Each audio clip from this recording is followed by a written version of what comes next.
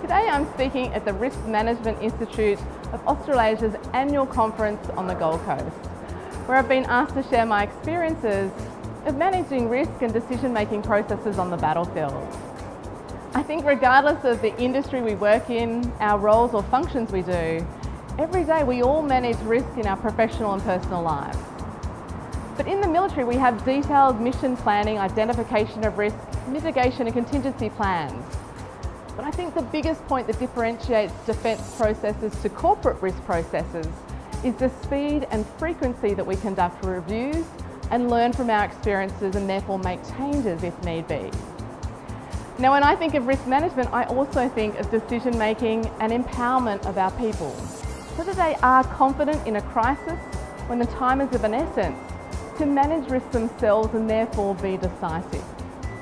This ability to think, to act, might actually save lives, but it requires leaders of organisations to create these cultures that do truly support and empower people in those critical moments so that they can be decisive and manage risk. So what area of your business could you review and potentially improve in terms of your risk minimisation and empowerment strategies? Have a great day. I think this is a really important point in organisations where we're wanting people to be able to manage risk themselves, rather than becoming risk adverse, afraid of making the wrong call, so they push those decisions to higher levels of the organisation, which obviously creates a time delay in that process. Well, then it's actually up to us as leaders to create these cultures within our organisations that do fully support and empower people in that decision-making process, so they can manage risk and therefore they can be decisive. And I think there's some great learning that can come from my experience there for managers of all different types of organisations, in that if we have those really critical processes within our business, then we not only need plans and backup plans, but we actually need to practice and rehearse those plans prior to finding ourselves in a crisis situation. And I know that that's a bit of common sense, it's a no-brainer, isn't it?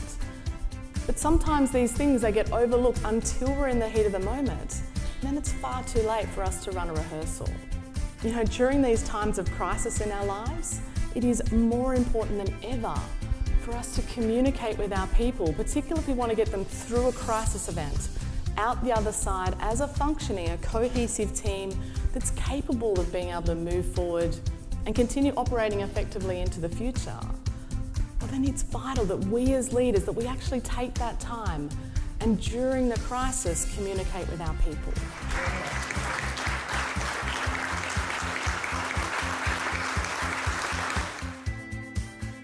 Scott Ryrie, CEO of the RMIA.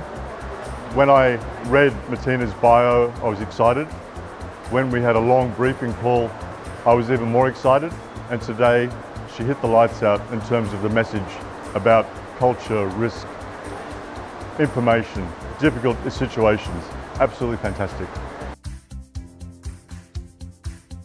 I think as a speaker for a risk management occasion was fantastic, because her talking about the risks she was involved in and the decisions she had to make and the risks she had to take into account at that time really hit home. She's an inspiring speaker. I mean, the things that she has been through are obviously just incredible, but the way she holds the room and tells her story just is quite incredible.